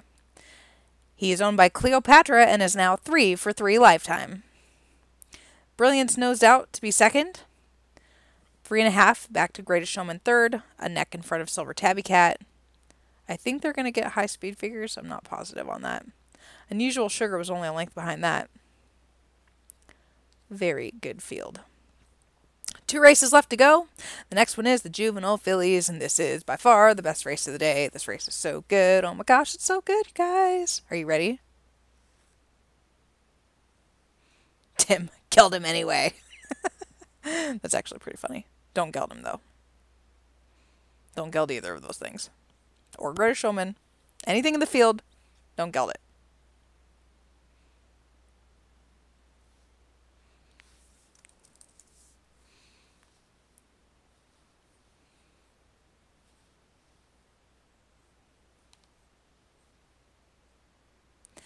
Okay, so this race is really good. Number 1 on the rail for Chris Bobby is Missed Your Chance. $3.5 million purchase, daughter of Doctor, bred by me, out of May Angels Lead You In. This filly is unbeaten in 2 starts, broke her maiden with a 90, then won the Mercy Stakes with an 88. She is fast, she is talented, she's going to sit mid-pack and try and come running, and that is Missed Your Chance. Number 2, Don't Change a Thing. Tim Matthews owns this one. This is a daughter of Elusive Words out of Keep Your Promise mare. You have to assume that this one is going to want at least 1.25 miles, if not 1.5 miles, if not like 7 miles. This filly was second first out, then did break her maiden with an 89. She was third in the Such Great Heights Stakes. I like Elusive Words. I forgot to be doing stallion ads. Elusive Words currently standing for $15,000. With average earnings per runner of $15,900. Breed to Elusive Words. Number 3 is Hellbent for Donnie Hidalgo. Elise Peverell bred this one. Donnie Hidalgo won the distaff with Elise's horse Promise Promise. And then I believe Donnie is leasing this horse from Elise this year. This is a daughter of After the Disco. She broke her maiden with a 98 by 4.5 lengths. Then she kind of bounced off that effort to be 5th in the Okibi Senshi. She's better than that. I expect her to be a major player next year as well. Number 4, You Make Me Happy. Mike Eaton bred this one. This is a daughter of Happy This Way out of Tight Little Skirt. I love this filly. She broke her maiden with an 88. That was in a dead heat.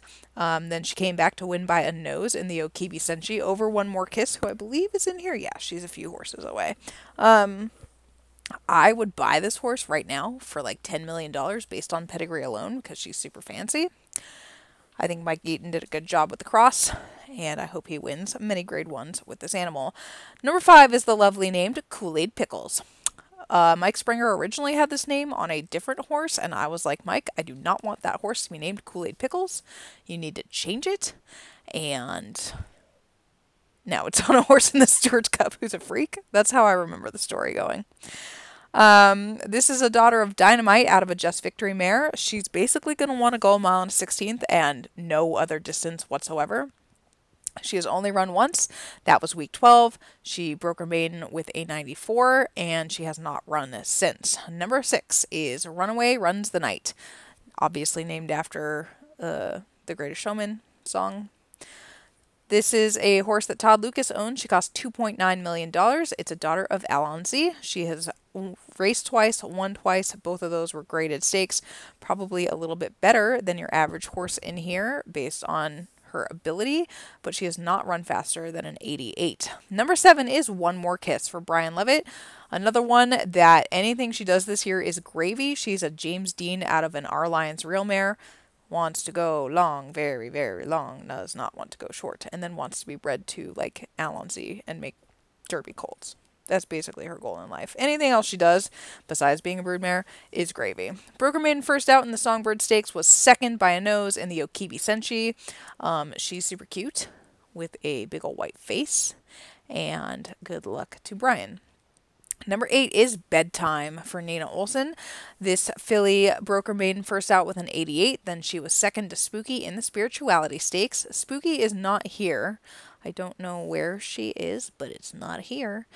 Bedtime, being by James Dean out of a Kill the Lights.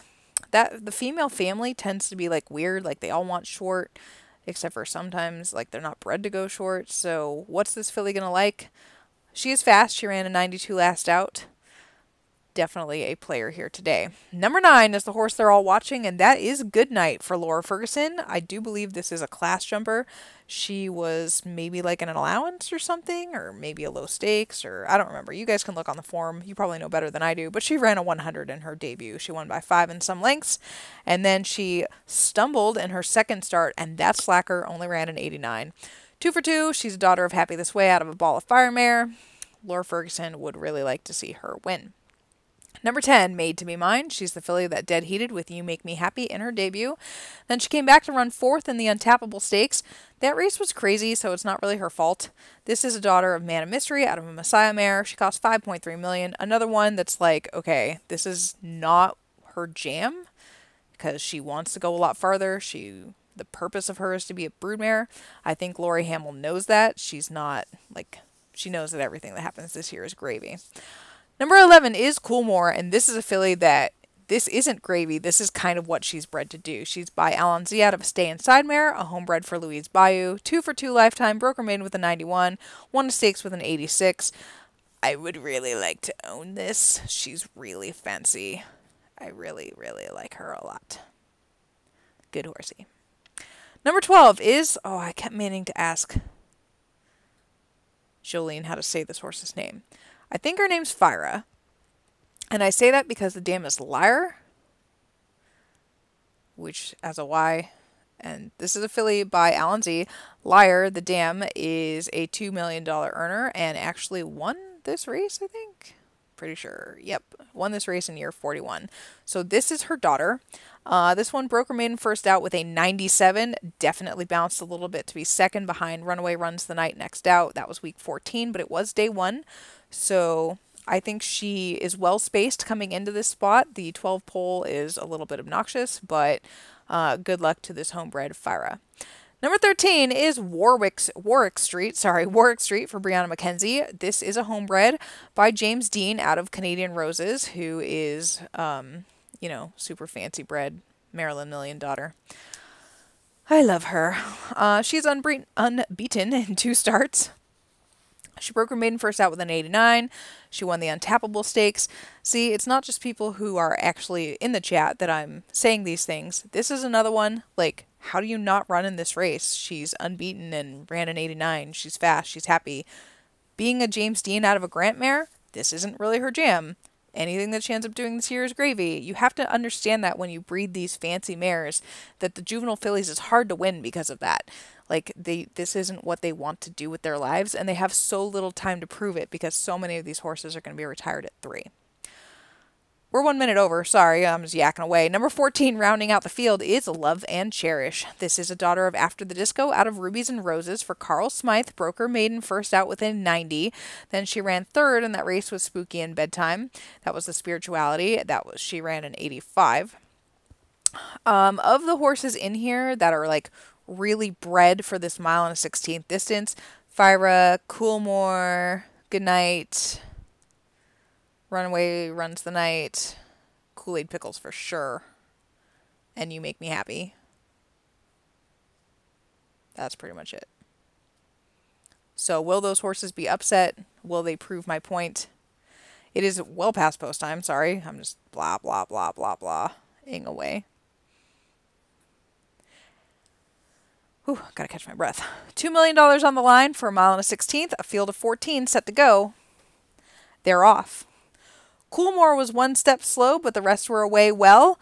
Good break overall. Warwick Street and Runaway Runs the Night. Now Coolmore rushed up and then Hell Bent. Bedtime and Goodnight, Love and Cherish and Missed Your Chance, then One More Kiss.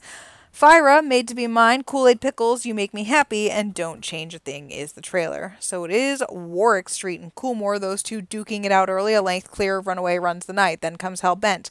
Bedtime and Goodnight are right alongside each other, then Love and Cherish 3 wide, Missed Your Chance and One More Kiss, Fira, Made to Be Mine, Kool-Aid Pickles, You Make Me Happy, and Don't Change a Thing.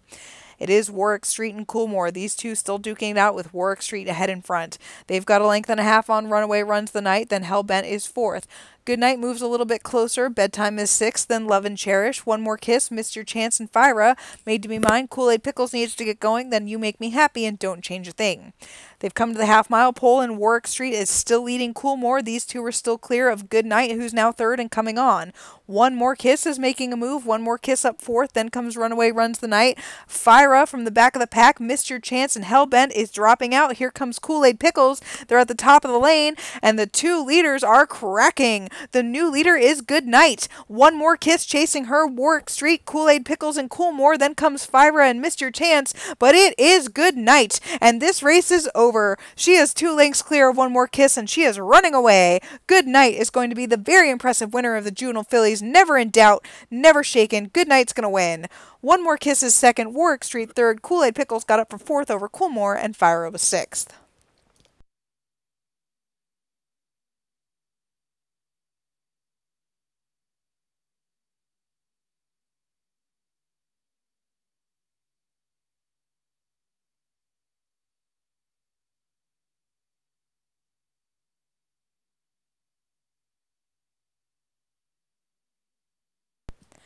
The official winner is Goodnight. She's a 2-year-old bay filly by Happy This Way out of Angel by Ball of Fire. She's a homebred for Laura Ferguson, and she is unbeaten in 3 starts. And it's going to be interesting. Will she be the 2-year-old filly champion, or will one of the fillies tomorrow win the sprint championships win and make it a competition? Who knows? All right, it's time for the last race of the day, and that is the Stewards Cup Juvenile. These are the Derby horses of tomorrow, and just like the last race, this race is really, really good, except for that there's only 7 of them. The field is half the size. Where are the rest of the colts? I do not know. Does it really matter? I guess not. Hold on, can't breathe. Ooh, by the end of tomorrow, I'm going to be hurting. On the rail, we have Thanos. This is a homebred for Danny Derby by Happy This Way out of a Dr. Mare. Thanos broke his maiden first out with a 93. This is a stakes galloper that Danny did not think was going to be like super good. And I was like, oh my gosh, I'm so happy for you, Thanos. And he's like, buh, he only ran a 93. I'm like, 93 is good. He's like, 93 isn't good. That's verbatim how that conversation went. This guy came back to win the Breakbill Stakes over Story Unchanged, who I will get to later, but I didn't think would lose this year. And he did to Thanos, last out. So there you go. I know nothing. Number 2 is Titan Redeemer by Hold Above out of a Be Prepared mare. Allie Hedgestone owns this one. Kind of like all those last race horses I was talking about. Hold Above out of a Be Prepared mare. Mile and a half, mile and a half, mile and a half. But this guy is fast. He's faster than your average marathon horse, which makes him a very excellent Derby candidate. This guy broke his maiden first out in a stakes race, the Don't Mess Stakes, and then won the With Kind Regards next out, unbeaten in 2 tries. Very, very good horse. He makes me happy. I would like him to win. Number 3 is American. Tim Matthews owns this one. This is a son of my current favorite sire that I don't breed to enough because I forget exists, but really love him, Prince Louder. $1 million purchase. This guy broke his maiden in a non-winner to 2 first out. Then he was annoying and lost the Awake as I Am stakes to 2 horses who are not even in this race. And then he lost the Majesty Stakes again to a horse not in this race. Where is Night Watch? Night Watch, where are you? Nick, if you step on this wire and unplug it, I swear. Oh, right. Elise Peverell owns Night Watch. And she already has like 8 horses in here. Including the number 4, Elise Peverell. No, Courage. Elise Peverell owns Courage. She paid $9.7 million for him. And when I was like, why are you paying all that money for a 2-year-old colt when your whole thing is breeding fancy horses and leasing them out? I don't get it. She said she has won every race in the sim except for the Stewards Cup Juvenile, and she wanted to go all in on this race this year. She has 4 super fancy 2-year-old colts. I think only 2 of them are here, and the other 2 are not, which you can run 3, so I don't really get it if you want to win when you run 3, but anyway, I'm not in charge. Courage broke his maiden first out with a 99. And then he won the Thriller Stakes with a 92, the Slacker. This is a son of Sir Topham Hatt. You should breed a Sir Topham Hatt. He's only $50,000. Okay, it's actually like that's really expensive. He is out of a Keyboard Courage mare. This guy's confusing. Does he want to go long? Being a Sir Topham Hatt, does he want to go short? All I know is that he's crazy fast. Number 5 is the other Elise Peverell horse, and that is Merlin. This is a homebred, a son of Doctor, out of Master of Death by Man of Mystery. Master of Death won $1.2 million, so she was fancy, and her son is fancy. He broke his maiden with a 99, then he won with a 97 in the Grade 1 Bubbly Stakes. I think this is your favorite in here, Merlin. Both of his wins, though, have been on a sloppy track. The track conditions are fast today, so take from that what you will. Number 6, A Million Dreams. Black Type LLC owns this one, a son of Heart of the Storm out of the very fancy mare Maple Leafs by Vortex. This guy debuted in a stakes race and lost to a horse named Colossal We Come, who isn't here. I have feelings. But then he did drop back into a maiden race, won by 4 lengths with a 96. He's a very good one. You'll be hearing from him a lot. If not today, week 2, 4, 6, or 3, 6. You know what I mean. And rounding out the field, number 7 is Story Unchanged. And the story with this one, he's a son of We Never Change out of a Man of Mystery mare. Carl Smythe bred him. He didn't know he was good. He broke his maiden first out with a 100. And he emailed me that day and was like, man, I wish that horse didn't have such a lame name. And I was like, yeah, agree. Why is his name so bad? It's not that bad. It's just boring. I did not think that this horse would lose this year. He was my early pick for this race, but he proved me wrong by losing to Thanos in the break bills. Will he jump back up and win this one and make me like only a semi-liar? The question remains to be seen. And there's only $19,000 in the betting pool. I am not calling this unless there's at least 75, so bet away.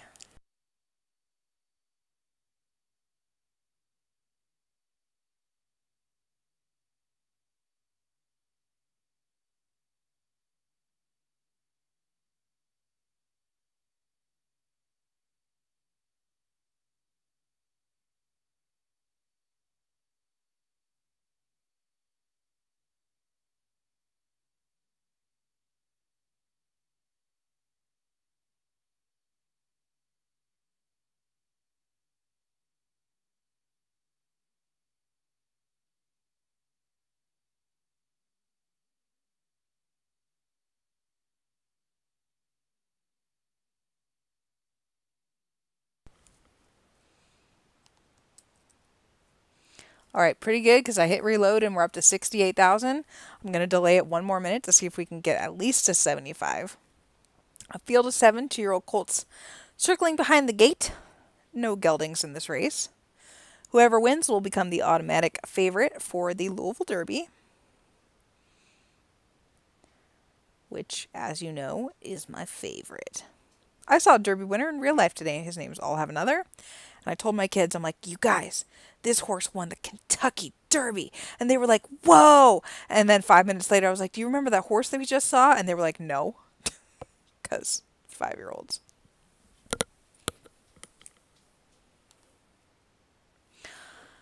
All right. It is post time for the juvenile. A field of 7 set to go, mile and 16th for $2 million. Who is going to begin chasing eternal glory? They're in the gate, and they're off. A Million Dreams stumbled at the start. Story Unchanged with that early speed goes out to the lead, joined by Courage, and then A Million Dreams rushed up 3 wide.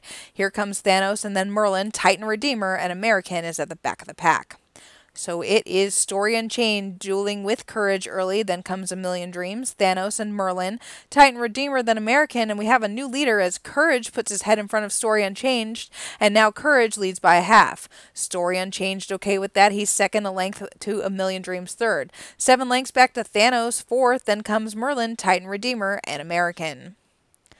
It is Courage leading them towards the half-mile pole, and Courage is a length in front. Story Unchanged still sits second, then comes A Million Dreams. Merlin getting a little bit closer, he picks up a spot to be fourth. Thanos is dropping out, Titan Redeemer is now fifth. American starts to get going, and they're coming to the top of the stretch. Courage is the leader, Story Unchanged trying to get to him. A Million Dreams is dropping back, Titan Redeemer with a big move, and Merlin between horses has burst clear. Merlin is the danger. Courage, he leads by a length. Merlin coming at him, Story Unchanged and Titan Redeemer. It is Courage. He's led most of the way. Merlin coming at him from the outside. Merlin hooks him. Courage battles back, and Merlin, it's the stablemates in the juvenile. Merlin and Courage. Story Unchanged third, and it's going to be a photo. Titan Redeemer was fourth, A Million Dreams fifth, and American, and Thanos was last.